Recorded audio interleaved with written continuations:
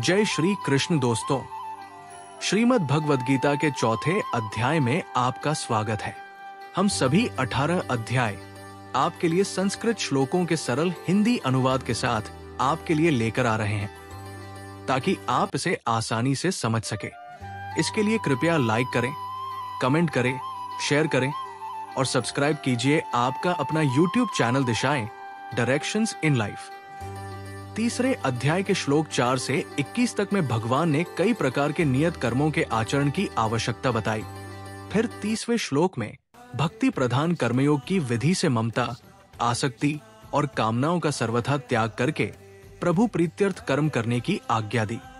उसके बाद 31 से 35वें श्लोक तक उस सिद्धांत के अनुसार कर्म करने वालों की प्रशंसा और नहीं करने वालों की निंदा की है तथा राग और द्वेष के वश में न होकर स्वधर्म पालन के लिए जोर दिया गया है। फिर 36वें श्लोक में अर्जुन के पूछने से 37वें श्लोक से अध्याय पूरा होने तक काम को सर्व अनर्थों का कारण बताया गया है और बुद्धि के द्वारा इंद्रियों और मन को वश करके उसका नाश करने की आज्ञा दी गई है। लेकिन कर्मयोग का महत्व बड़ा गहन है, इसलिए भगवान फिर से उसके विषय में कई बातें अब बताते हैं। उसका आरंभ करते हुए पहले 3 श्लोकों में उस कर्मयोग की परंपरा बताकर उसकी महिमा सिद्ध करके प्रशंसा करते हैं। आइए दोस्तों, शुरू करते हैं श्रीमद् भगवद गीता का चौथा अध्याय, ज्ञान कर्म संन्यास योग। श्री भगवानुवाच इम विवस्वते योग प्रोक्तवान हमव्ययम् विवस्वान मनवे प्राह मनोरिक्ष्वाक्वे ब्रवीत। श्री भगवान बोले, मैंने इन अविनाशी योग को सूर्य से कहा था। सूर्य ने अपने पुत्र वैवस्वत मनु से कहा और मनु ने अपने पुत्र राजा इक्ष्वाकु से कहा। एव परंपरा प्राप्त मीम राजर्षयो विदु सकाले ने महता योगो नष्टे परंतप। हे परंतप अर्जुन, इस प्रकार परंपरा से प्राप्त इस योग को राजर्षियों ने जाना, किंतु उसके बाद वो योग बहुत काल से इस पृथ्वी लोक में लुप्त प्राय हो गया। स एवाय मया तेद्य योगे प्रोक्त पुरातन भक्तोसी में सखा चेती रहस्य हेदुत्तमम। तू मेरा भक्त और प्रिय सखा है, इसलिए ये पुरातन योग आज मैंने तुझे कहा है, क्योंकि ये बड़ा ही उत्तम रहस्य है, अर्थात गुप्त रखने योग्य विषय है।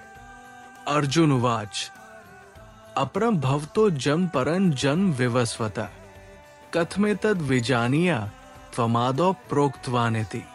अर्जुन बोले, आपका जन्म तो अर्वाचीन अभी हाल ही का है और सूर्य का जन्म बहुत पुराना है, अर्थात कल्प के आदि में हो चुका था। तब मैं इस बात को कैसे समझूं कि आप ही ने कल्प के आदि में ये योग कहा था।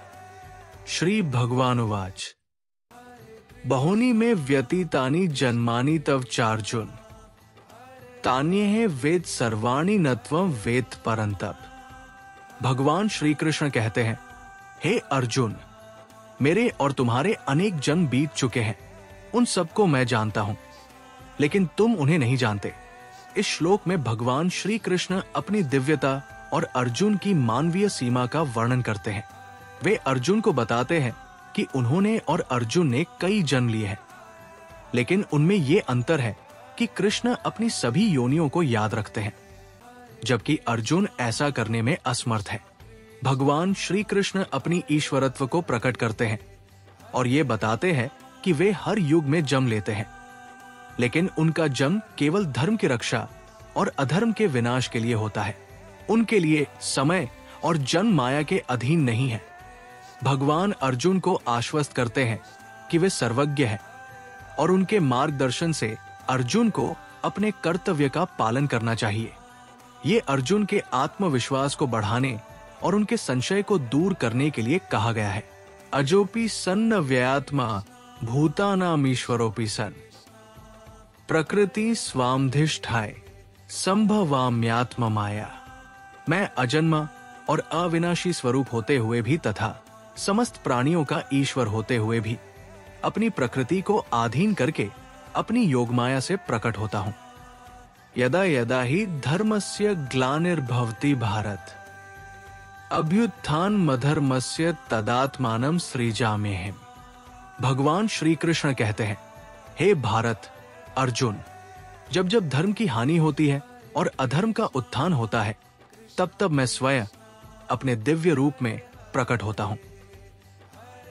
इस श्लोक में भगवान श्री कृष्ण ये स्पष्ट करते हैं कि वे हर युग में धर्म की रक्षा और अधर्म के नाश के लिए अवतरित होते हैं।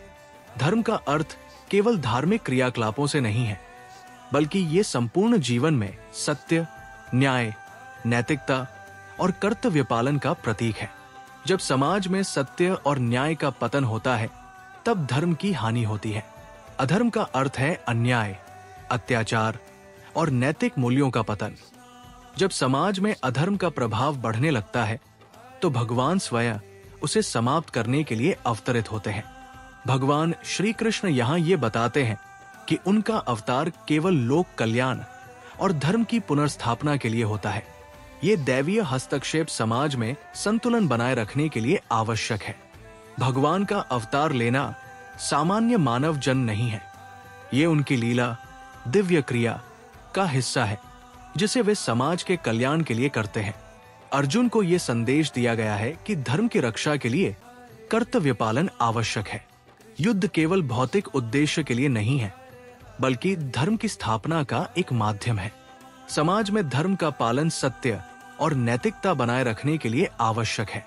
जब धर्म का पतन होता है, तो समाज में अराजकता फैलती है। ये श्लोक दर्शाता है कि जब मानव प्रयास विफल हो जाते हैं, तब दैवीय शक्ति समाज में संतुलन बनाए रखने के लिए सक्रिय होती है। भगवान अर्जुन को ये प्रेरणा देते हैं कि उन्हें अपने कर्तव्यों का पालन करना चाहिए, क्योंकि ये धर्म का हिस्सा है। सरल उदाहरण से समझें। जब किसी देश में न्याय और सदाचार का पतन हो जाता है और अत्याचार बढ़ने लगता है, तब समाज को एक ऐसे नेता की आवश्यकता होती है जो सत्य, न्याय और धर्म को पुनर्स्थापित कर सके। इसी प्रकार भगवान समय समय पर समाज को सही दिशा देने के लिए अवतरित होते हैं। ये श्लोक भगवान के दिव्य कार्य और समाज में धर्म की स्थापना के महत्व को समझाने वाला एक शक्तिशाली संदेश है। परित्राणाय साधूना विनाशाय च दुष्कृताम धर्म संस्थापनार्थाय संभवामि युगे युगे। साधु पुरुषों का उद्धार करने के लिए, पाप कर्म करने वालों का विनाश करने के लिए और धर्म की अच्छी तरह से स्थापना करने के लिए मैं युग युग में प्रकट हुआ करता हूं। जम कर्म च मे दिव्यमेव यो वेत्ति तत्वतः त्यक्त्वा देह पुनर्जन्म नैति मामेति सोर्जुन। हे अर्जुन, मेरे जन्म और कर्म दिव्य अर्थात निर्मल और अलौकिक है। इस प्रकार जो मनुष्य तत्व से जान लेता है, वो शरीर को त्याग कर फिर जन्म को प्राप्त नहीं होता, किंतु मुझे ही प्राप्त होता है। वितराग भय क्रोधा मनमया मामुपाश्रिता बहवो ज्ञानत सा पूता मद भाव मांगता है। पहले भी जिनके राग, भय और क्रोध सर्वथा नष्ट हो गए थे और जो मुझमें अनन्य प्रेम पूर्वक स्थिर रहते थे, ऐसे मेरे आश्रित रहने वाले बहुत से भक्त उपर्युक्त ज्ञान रूप तप से पवित्र होकर मेरे स्वरूप को प्राप्त हो चुके हैं। ये यथामा प्रपद्यन्ते तांस्तथैव भजाम्यहम् मम वर्तमानु वर्तन्ते मनुष्याय पार्थ सर्वशः। हे अर्जुन, जो भक्त मुझे जिस प्रकार भजते हैं, मैं भी उनको उसी प्रकार भजता हूं, क्योंकि सभी मनुष्य सब प्रकार से मेरे ही मार्ग का अनुसरण करते हैं। कांक्षन्तः कर्मणा सिद्धि यजन्त ये देवताएं क्षिप्र ही मानुषे लोके सिद्धिर्भवति कर्मजा। इस मनुष्य लोक में कर्मों के फल को चाहने वाले लोग देवताओं का पूजन किया करते हैं, क्योंकि उनको कर्मों से उत्पन्न होने वाली सिद्धि शीघ्र मिल जाती है। चातुर्वर्ण्य मया सृष्ट गुण कर्म विभागश तस्य कर्तारपि मां विद्धे कर्तारम व्ययम्। ब्राह्मण, क्षत्रिय, वैश्य और शूद्र, इन 4 वर्णों का समूह गुण और कर्मों के विभाग पूर्वक मेरे द्वारा रचा गया है। इस प्रकार उस सृष्टि रचनादि कर्म का कर्ता होने पर भी मुझ अविनाशी परमेश्वर को तू वास्तव में अकर्ता ही जान। न मा कर्माणि लिम्पन्ति न मे कर्म फ्लेस प्रिया इति मा यो भी जानाति कर्म भिर्न बध्यते। कर्मों के फल में मेरी स्पृहा नहीं है, इसलिए मुझे कर्म लिप्त नहीं करते। इस प्रकार जो मुझे तत्व से जान लेता है, वो भी कर्मों से नहीं बंधता। एवं ज्ञात्वा कृत कर्म पूर्वैरपि मुमुक्षुभिः कुरु कर्मैव तस्मात्व पूर्वः पूर्वत्रन कृतम। पूर्व काल में मुमुक्षुओं ने भी इस प्रकार जानकर ही कर्म किए हैं, इसलिए तू भी पूर्वजों द्वारा सदा से किए जाने वाले कर्मों को ही कर। कि कर्म किम कर्मेति कव्योप्यत्र मोहिताय तत्ते कर्म प्रवक्ष्यामि यज्ञात्वा मोक्ष से शुभात। कर्म क्या है और अकर्म क्या है, इस प्रकार इसका निर्णय करने में बुद्धिमान पुरुष भी मोहित हो जाते हैं। इसलिए वो कर्म तत्व मैं तुझे भली भांति समझा कर कहूंगा, जिसे जानकर तू अशुभ से अर्थात कर्म बंधन से मुक्त हो जाएगा। कर्मणो ह्यपि बोद्धव्य य विकर्मण अकर्मणश्च बोद्धव्य गहना कर्मणो गतिया। कर्म का स्वरूप भी जानना चाहिए और अकर्म का स्वरूप भी जानना चाहिए तथा विकर्म का स्वरूप भी जानना चाहिए, क्योंकि कर्म की गति गहन है। कर्मण्य कर्म ये पश्येद कर्मणि च कर्म ये सबुद्धिमानुषेषु से युक्त कृत्स न कर्म कृत। जो मनुष्य कर्म में अकर्म देखता और जो अकर्म में कर्म देखता है, वो मनुष्यों में बुद्धिमान है और वह योगी समस्त कर्मों को करने वाला है। यस्य सर्वे समारंभाय काम संकल्प वर्जिताय ज्ञानाग्निग्ध कर्माण तमाहुओ पंडित बुधा। जिसके संपूर्ण शास्त्र सम्मत कर्म बिना कामना और संकल्प के होते हैं तथा जिसके समस्त कर्म ज्ञान रूप अग्नि के द्वारा भस्म हो गए हैं, उस महापुरुष को ज्ञानी जन भी पंडित कहते हैं। त्यक्त्वा कर्म फ्लासंग नित्य तृप्तो निराश्रय कर्मण्य भी प्रवृत्तोपि नैव किंचित करोति स। जो पुरुष समस्त कर्मों में और उनके फल में आसक्ति का सर्वथा त्याग करके संसार के आश्रय से रहित हो गया है और परमात्मा में नित्य तृप्त है, वो कर्मों में भली भांति बरतता हुआ भी वास्तव में कुछ भी नहीं करता। निराशीर चित्तात्मा त्यक्त सर्व परिग्रह है शारीरन केवलं कर्म कुर्वन्नाप्नोति किल्बिषम। जिसका अंतःकरण और इंद्रियों के सहित शरीर जीता हुआ है और जिसने समस्त भोगों की सामग्री का परित्याग कर दिया है, ऐसा आशारहित पुरुष केवल शरीर संबंधी कर्म करता हुआ भी पापों को नहीं प्राप्त होता। यदृच्छालाभ संतुष्टो द्वंद्वातीतो विमत्सर समसिद्धाव सिद्धौच कृत्वापि न निबध्यते। जो बिना इच्छा के अपने आप प्राप्त हुए पदार्थ में सदा संतुष्ट रहता है, जिसमें ईर्ष्या का सर्वथा अभाव हो गया है, जो हर्ष शोक आदि द्वंद्वों में सर्वथा अतीत हो गया है, ऐसा सिद्धि और असिद्धि में सम रहने वाला कर्मयोगी कर्म करता हुआ भी उनसे नहीं बंधता। गत्संगस्य मुक्तस्य ज्ञानावस्थित चेतसः यज्ञायाचरतः कर्म समग्रन प्रविलीयते। जिसकी आसक्ति सर्वथा नष्ट हो गई है, जो देहाभिमान और ममता रहित हो गया है, जिसका चित्त निरंतर परमात्मा के ज्ञान में स्थित रहता है, ऐसा केवल यज्ञ संपादन के लिए कर्म करने वाले मनुष्य के संपूर्ण कर्म भली भांति विलीन हो जाते हैं। ब्रह्मार्पण ब्रह्मा हविर ब्रह्माग्नो ब्रह्मणाहुतम ब्रह्मैव तेन गंतव्य ब्रह्म कर्म समाधिना। जिस यज्ञ में अर्पण अर्थात श्रुवा आदि भी ब्रह्मा है और हवन किए जाने योग्य द्रव्य भी ब्रह्मा है तथा ब्रह्मरूप कर्ता के द्वारा ब्रह्मरूप अग्नि में आहुति देना रूप क्रिया भी ब्रह्मा है, उस ब्रह्म कर्म में स्थित रहने वाले योगी द्वारा प्राप्त किए जाने वाले योग्य फल भी ब्रह्मा ही है। दैव में वापरे यज्ञ योगिनः पर्युपास्ते ब्रह्माग्नाव परे यज्ञ यज्ञ ने वो ज्योति। दूसरे योगीजन देवताओं के पूजन रूप पर ब्रह्मा परमात्मा रूप अग्नि में अभेद दर्शन रूप यज्ञ के द्वारा ही आत्मरूप यज्ञ का हवन किया करते हैं। श्रोत्रादीनीन्द्रियाण्यन्ये संयमाग्निषु जुहति शब्दादीन विषयानन्य इंद्रियाग्निषु जुहति। अन्य योगीजन श्रोत्र आदि समस्त इंद्रियों को संयम रूप अग्नियों में हवन किया करते हैं और दूसरे लोग शब्दादि समस्त विषयों को इंद्रिय रूप अग्नियों में हवन किया करते हैं। सर्वाणि इंद्रिय कर्माणि प्राण कर्माणि चापरे आत्म संयम योगाग्नो जुहति ज्ञान दीपिते। दूसरे योगीजन इंद्रियों की संपूर्ण क्रियाओं को और प्राण की समस्त क्रियाओं को ज्ञान से प्रकाशित आत्म संयम योग रूप अग्नि में हवन किया करते हैं। द्रव्य ज्ञास्पोयज्ञा योग्य ज्ञास तथा परे स्वाध्याय ज्ञान्य ज्ञाश्च यतये संशित व्रताए। कई पुरुष द्रव्य संबंधी यज्ञ करने वाले हैं, कितने ही तपस्यारूप यज्ञ करने वाले हैं तथा दूसरे कितने ही योगरूप यज्ञ करने वाले हैं। कितने ही अहिंसादी तीक्ष्ण व्रतों से युक्त यत्नशील पुरुष स्वाध्याय रूप ज्ञान यज्ञ करने वाले हैं। अपाने जुहति प्राण प्राणे पान तथा परे प्राणापांक्ति रुद्ध्वा प्राणायाम परायणाय अपरे नियतहाराय प्राणान प्राणेषु जुहति सर्वे पेते यज्ञ विदो यज्ञक्षपित कलमशाय। दूसरे कितने ही योगीजन अपान वायु में प्राण वायु को हवन करते हैं, वैसे ही अन्य योगीजन प्राण वायु में अपान वायु को हवन करते हैं तथा अन्य कितने ही नियमित आहार करने वालों प्राणायाम परायण पुरुष प्राण और अपान की गति को रोककर प्राणों को प्राणों में ही हवन किया करते हैं। ये सभी साधक यज्ञों द्वारा पापों का नाश कर देने वाले और यज्ञों को जानने वाले हैं।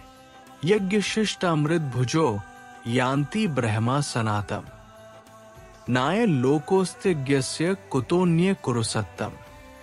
हे कुरुश्रेष्ठ अर्जुन, यज्ञ से बचे हुए अमृत रूप अन्न का भोजन करने वाले योगी जन सनातन पर ब्रह्म परमात्मा को प्राप्त होते हैं, और यज्ञ न करने वाले पुरुष के लिए तो ये मनुष्यलोक भी सुखदायक नहीं है, फिर परलोक कैसे सुखदायक हो सकता है। एव बहुविधा यज्ञावित्ता ब्राह्मणों मुखे कर्म जान विद्धि तान सर्वानेव ज्ञात्वा विमोक्ष से। इसी प्रकार और भी बहुत तरह के यज्ञ वेद की वाणी में विस्तार से कहे गए हैं। उन सबको तू मन, इंद्रिय और शरीर की क्रिया द्वारा संपन्न होने वाला जान। इस प्रकार तत्व से जानकर उनके अनुष्ठान द्वारा तू कर्म बंधन से सर्वथा मुक्त हो जाएगा। श्रेयान द्रव्यम्याद्य ज्ञाज ज्ञान्यज्ञे परंतप सर्वं कर्माखिल पार्थ ज्ञाने परिसमाप्यते। हे परंतप अर्जुन, द्रव्यमय यज्ञ की अपेक्षा ज्ञान यज्ञ अत्यंत श्रेष्ठ है तथा यावन मात्र संपूर्ण कर्म ज्ञान में समाप्त हो जाते हैं। तद विद्धि प्रणिपातेन परिप्रश्नेन सेव्या उपदेक्षन्ति ते ज्ञान ज्ञानेन तत्वदर्शिन। उस ज्ञान को तू तत्वदर्शी ज्ञानियों के पास जाकर समझ। उनको भली भांति दंडवत प्रणाम करने से, उनकी सेवा करने से और कपट छोड़कर सरलता पूर्वक प्रश्न करने से वे परमात्म तत्व को भली भांति जानने वाले ज्ञानी महात्मा तुझे उस तत्व ज्ञान का उपदेश करेंगे।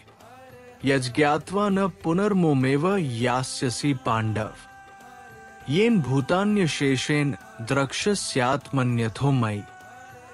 जिसको जानकर फिर तू इस प्रकार मोह को प्राप्त नहीं होगा तथा है अर्जुन, जिस ज्ञान के द्वारा तू संपूर्ण भूतों को नियशेष भाव से पहले अपने में और पीछे मुझे सच्चिदानंद घन परमात्मा में देखेगा।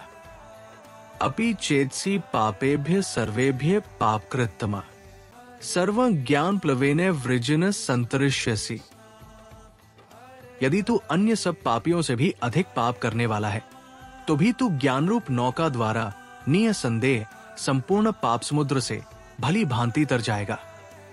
यथे धांसी समिद्धोग निर्भस्मसात् कुरुते अर्जुन ज्ञानाग्निये सर्व कर्माणि भस्मसात् कुरुते तथा। क्योंकि है अर्जुन, जैसे प्रज्वलित अग्नि ईंधनों को भस्ममय कर देती है, वैसे ही ज्ञान रूप अग्नि संपूर्ण कर्मों को भस्ममय कर देती है। नहीं ज्ञानेन सदृश पवित्रमी विद्यते तत्स्वयं योग संसिद्धे कालेनात्मनि विन्दति। इस संसार में ज्ञान के समान पवित्र करने वाला निसंदेह कुछ भी नहीं है। उस ज्ञान को कितने ही काल से कर्मयोग के द्वारा शुद्धांतःकरण हुआ मनुष्य अपने आप ही आत्मा में पा लेता है। श्रद्धा वालभते ज्ञान तत्परः संयतेन्द्रिय ज्ञान लब्ध्वा परान शांतिम चिरेणाधिक गच्छति। जितेंद्रिय, साधन प्रायण और श्रद्धावान मनुष्य ज्ञान को प्राप्त होता है तथा ज्ञान को प्राप्त होकर वो बिना विलंब के तत्काल ही भगवत प्राप्ति रूप परम शांति को प्राप्त हो जाता है। अज्ञश्च श्रद्धानश्च संशयात्मा विनश्यति, नाय लोकोस्ति न परो न सुखन संशयात्मना। विवेकहीन और श्रद्धारहित संशयुक्त मनुष्य परमार्थ से अवश्य भ्रष्ट हो जाता है। ऐसे संशयुक्त मनुष्य के लिए न ये लोक है, न परलोक है और न सुख ही है। योग संन्यस्त कर्माणा ज्ञान संचिन्न संशयम, आत्मवंत न कर्माणि निबधनन्ति धनंजय। हे धनंजय, जिसने कर्मयोग की विधि से समस्त कर्मों को परमात्मा में अर्पण कर दिया है और जिसने विवेक द्वारा समस्त संशयों का नाश कर दिया है, ऐसे वश में किए हुए अंतःकरण वाले पुरुष को कर्म नहीं बांधते। तस्माद् ज्ञान संभूतं हृत्स्थ ज्ञानासिनात्मना, छित्त्वेन संशय योगमातिष्ठोत्तिष्ठ भारत। भगवान श्री कृष्ण कहते हैं, इसलिए हे भारत अर्जुन, अपने हृदय में अज्ञान से उत्पन्न इस संशय को आत्मज्ञान की तलवार से काट डालो और योग का आश्रय लेकर उठ खड़े हो। इस श्लोक में भगवान श्री कृष्ण अर्जुन को उनके संशयों और मानसिक उलझनों से मुक्त होकर अपने कर्तव्यों का पालन करने की प्रेरणा दे रहे हैं। भगवान कहते हैं कि अर्जुन का संशय और मानसिक तनाव अज्ञानता से उत्पन्न हुआ है। ये अज्ञानता आत्मा, धर्म और कर्तव्य के वास्तविक स्वरूप को न समझ पाने के कारण होती है। भगवान ज्ञानासी, ज्ञान रूपी तलवार की बात करते हैं। ये ज्ञान आत्मा के स्वरूप, धर्म के सिद्धांत और सत्य को समझने का प्रतीक है। आत्मज्ञान ही संशय को दूर कर सकता है। अर्जुन के मन में उठने वाले विचार और सवाल उसके हृदय में गहराई तक जड़े जमा चुके हैं। भगवान सुझाव देते हैं कि इस संशय को समाप्त करने के लिए ज्ञान का सहारा लेना चाहिए। योगमातिष्ठ का तात्पर्य है कि अर्जुन को योग, कर्मयोग या ज्ञान योग का पालन करना चाहिए। योग का अर्थ है मन, वाणी और कर्म को एकाग्र करके अपने कर्तव्यों का पालन करना। भगवान अर्जुन को आदेश देते हैं कि अब वो मानसिक संघर्ष को छोड़कर अपने धर्म, कर्तव्य का पालन करने के लिए तैयार हो जाए। ये कर्तव्य किसी भी प्रकार की दुविधा या संशय के बिना किया जाना चाहिए।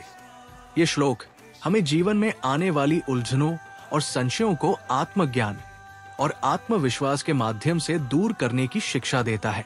जब भी हमें कोई निर्णय लेने में कठिनाई हो तो हमें सत्य का सहारा लेना चाहिए और अपने कर्तव्यों का पालन बिना किसी भय या संशय के करना चाहिए।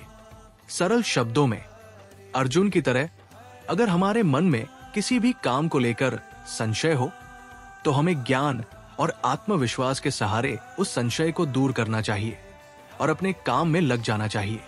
ओम तत्सदिति श्रीमद् भगवद गीता सुपनिषत्सु ब्रह्म विद्याया योग शास्त्रे श्री कृष्ण अर्जुन संवादे ज्ञान कर्म संन्यास योगो नाम चतुर्थोध्याय। इस प्रकार उपनिषद, ब्रह्म विद्या तथा योग शास्त्र रूप श्रीमद् भगवद गीता के श्री कृष्ण अर्जुन संवाद में ज्ञान कर्म संन्यास योग नामक चतुर्थ अध्याय संपूर्ण हुआ।